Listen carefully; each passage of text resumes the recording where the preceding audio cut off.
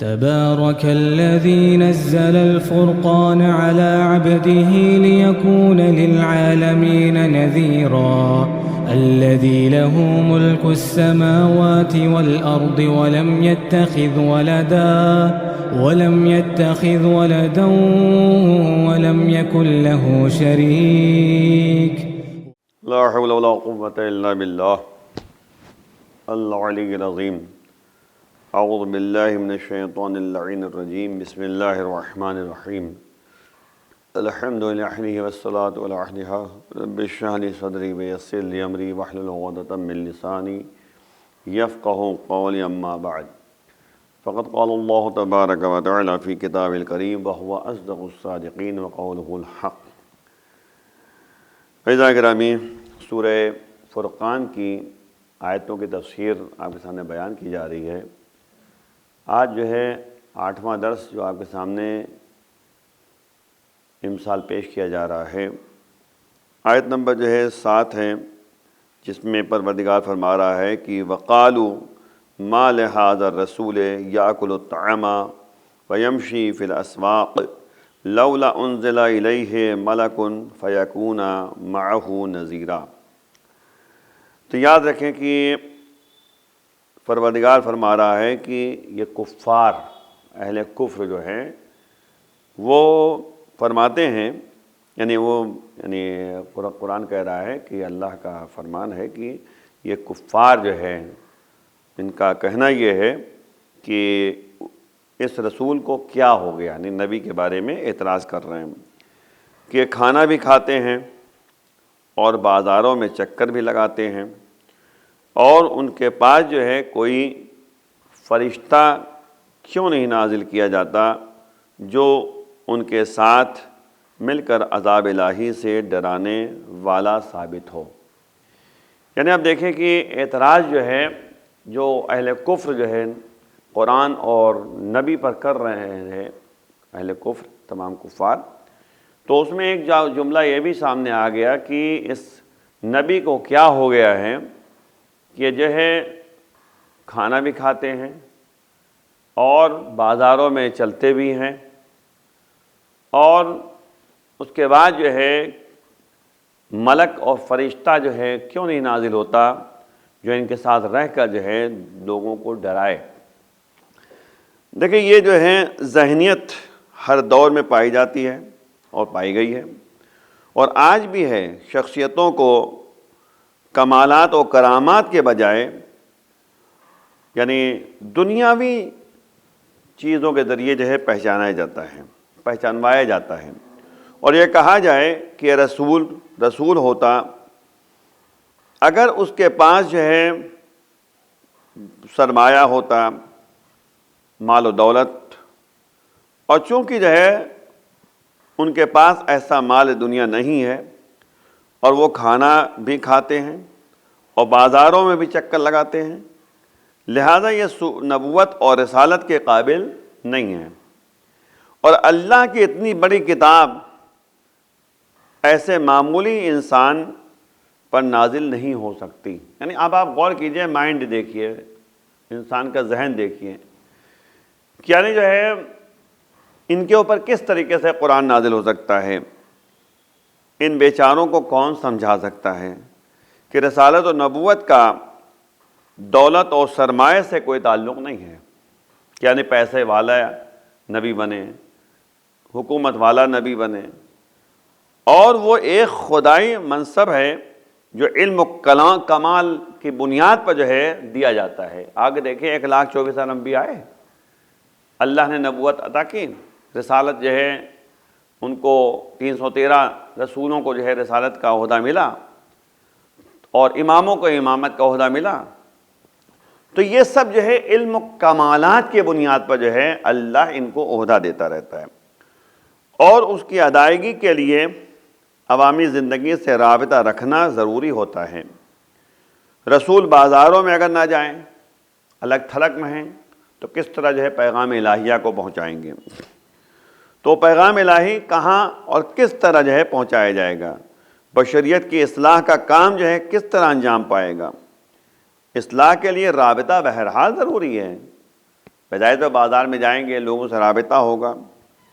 اور اسی رابطے کو توڑنے کے لیے یہ لوگ اس طرح کے تمام قطع کی باتوں کو جو ہے پیش کرتے رہتے ہیں، تاکہ رسول سماج سے الگ ہو کر اور غار میں بیٹھ جائیں، غار نشین ہو جائیں یا خانہ نشین ہو جائیں۔ حالانکہ جو ہے یہ سب جو ہے چاہتے ہیں کہ رسول اس طرح کے حالات جو قطع کے پائے جاتے ہیں، وہ ان لوگوں نے جو ہے اس طرح سے جو ہے نبی کے اوپر اعتراض کرنا شروع کیا تاکہ نبی جو ہے اپنے فرائض کو نظر انداز کر دیں، جبکہ ایسا نہیں ہوتا۔ بھائی جو نبی کو جو ہے اللہ نے یعنی پیغام پہنچانے کا ذریعہ بنایا ہے اور نبی کو جو ہے باقاعدہ عہدہ عطا کیا ہے، تو اس بات کو غور کرنا چاہیے اور سمجھنا چاہیے کہ آخر جو ہے یہ 7 نمبر آیت میں جو ہے جو فرما رہا ہے پروردگار کہ یہ لوگ کہتے ہیں کہ نبی کو، اس رسول کو کیا ہو گیا، کھانا بھی کھاتے ہیں اور بازاروں میں چلتے پھرتے رہتے ہیں، اور کیوں نہیں جو ہے ان کے اوپر ایک ملک و فرشتہ نازل ہوتا ہے نا، جو کہ ان کے ساتھ جو ہے ڈرانے والا ہوتا۔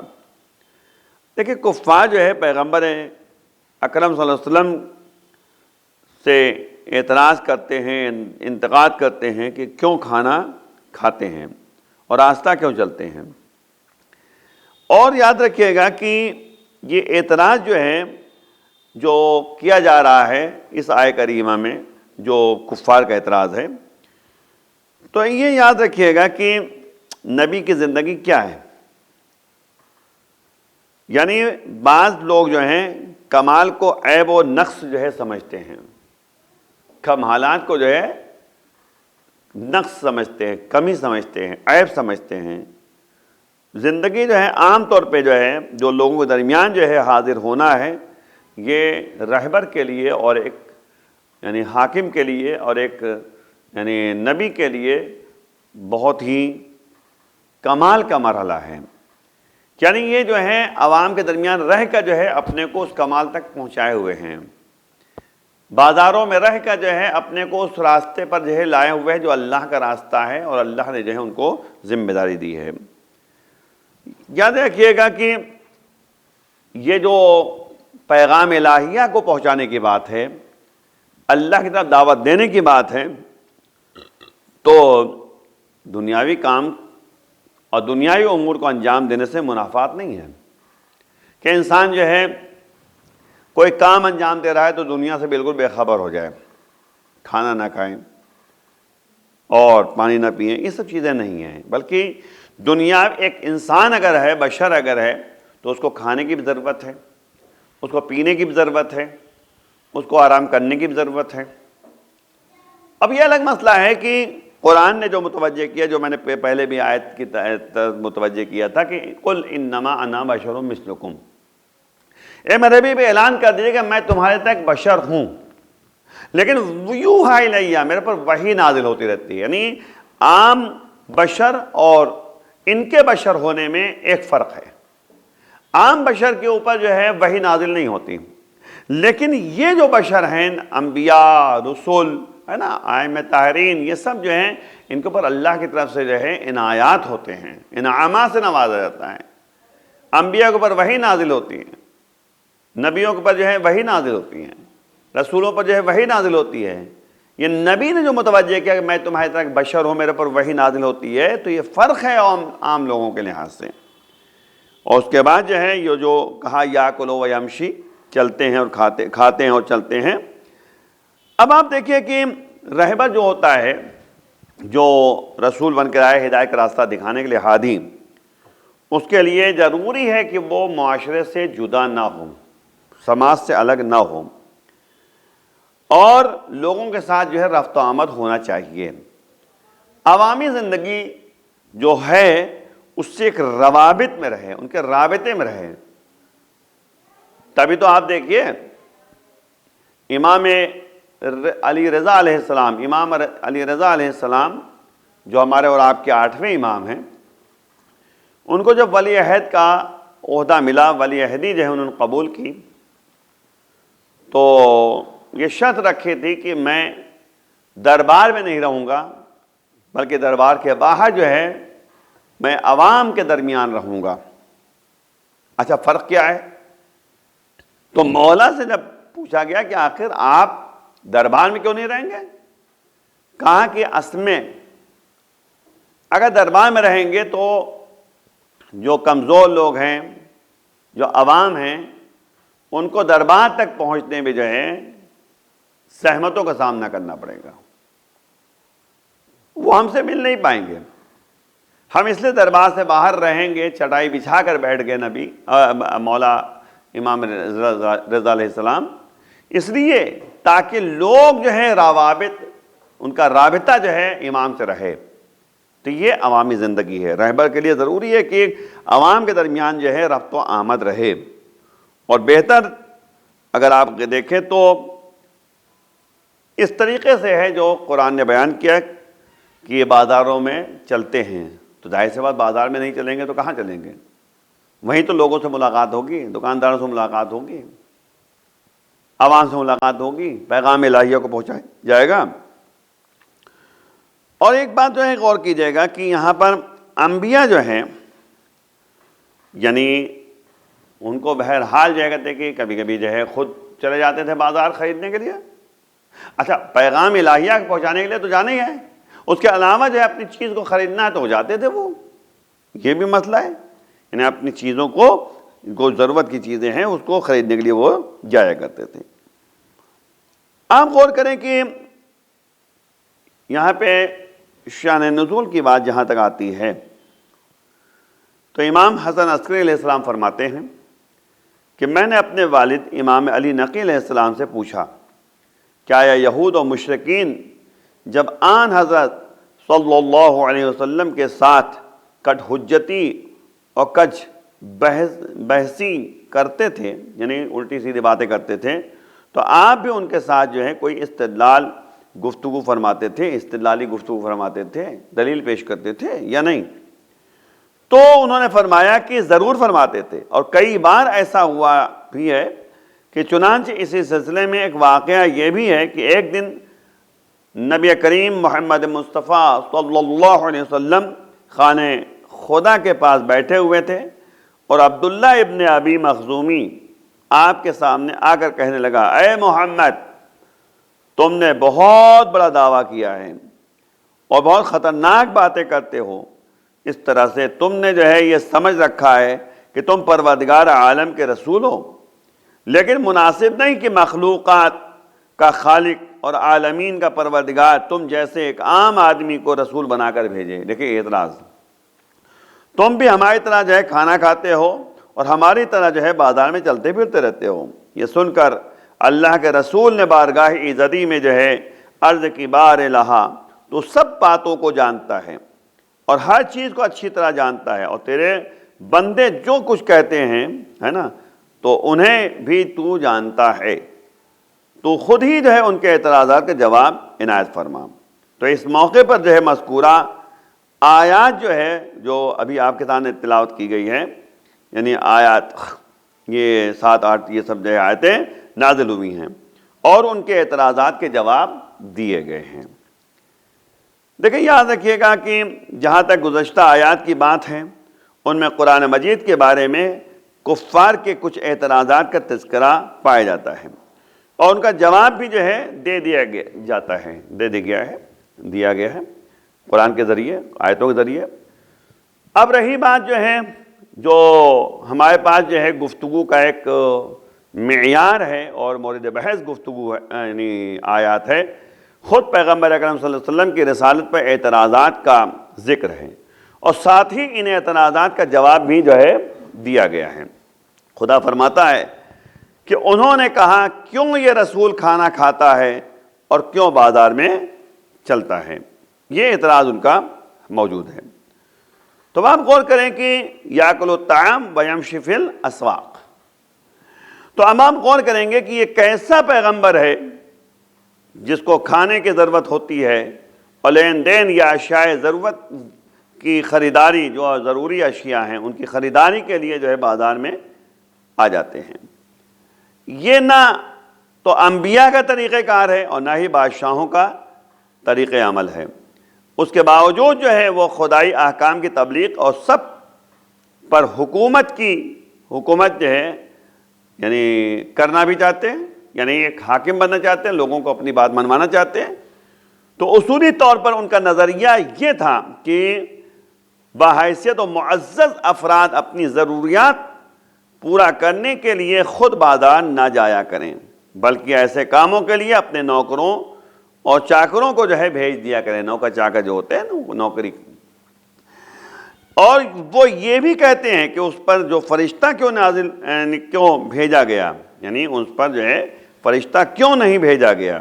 تاکہ وہ اس کی دعوت کی صداقت پر گواہ ہوتے، یعنی فرشتے ہوتے، اور اس کے ساتھ مل کر جو ہے لوگوں کو ڈراتے۔ چلو مان لیا جائے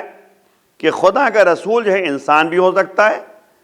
لیکن تہ دست اور نادار انسان ہی کے رسول کیوں؟ یہ بھی سوال ہے کہ انسان ہے لیکن کیوں تہ دست ہے، پیسہ نہیں ہے، مال و دولت نہیں ہے، آخر اللہ نے جو ہے اس کے لیے آسمان سے کوئی خزانہ کیوں نہیں بھیجا، یا کم از کم اس کا کوئی باغ کیوں نہیں ہے جس سے وہ پھل کھاتا؟ اور پھر انہوں نے جو ہے اسی پر اکتفا نہیں کیا، بلکہ ایک غلط نتیجہ نکالتے ہوئے پیغمبر کو جنون کی تہمت دی، یعنی مجنون کہا، کہ آیت کے آخر میں ہے، اور ظالموں نے کہا اے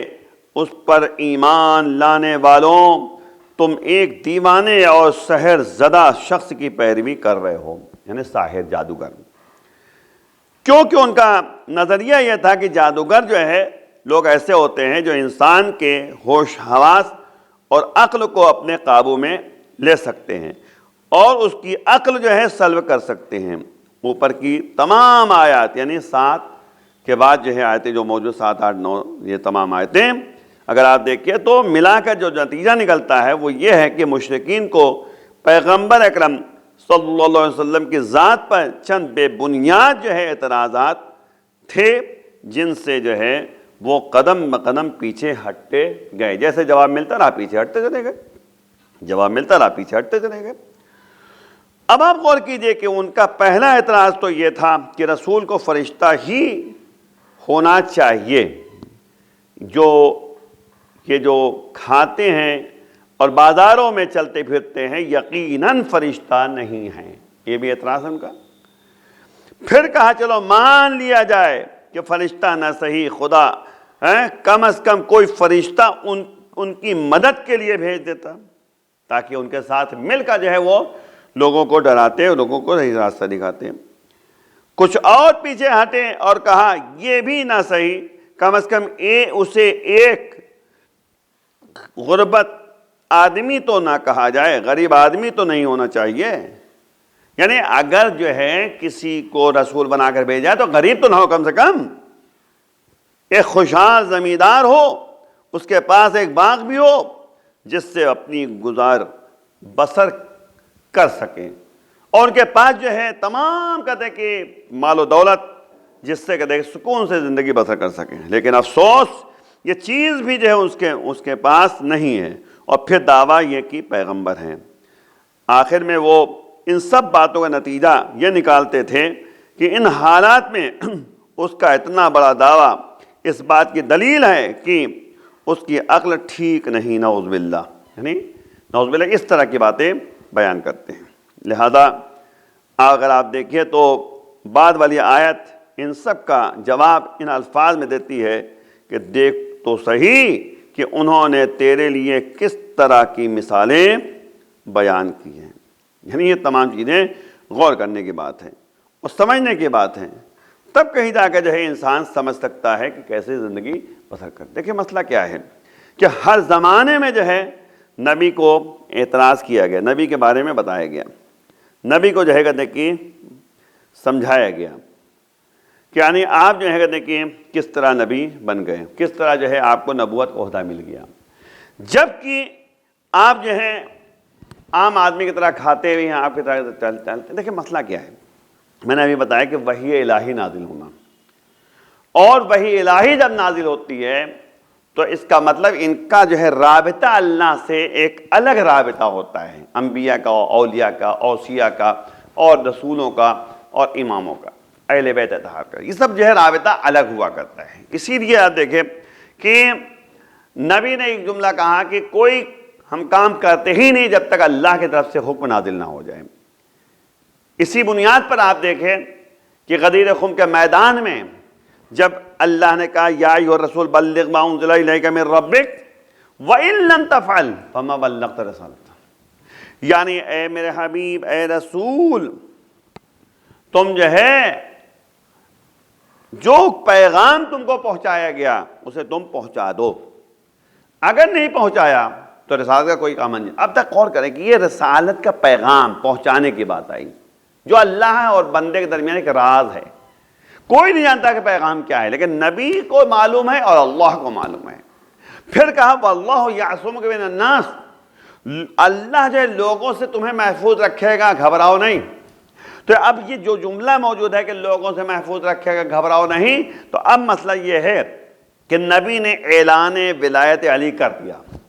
مختصر بیان ہے، زیادہ نہیں، تفصیلی بات کہ آپ سنتے رہتے ہیں۔ مختصر بیان میں یہ ہے کہ نبی نے ولایت علی کا اعلان کر دیا۔ اب جو ہے مسئلہ یہ ہے کہ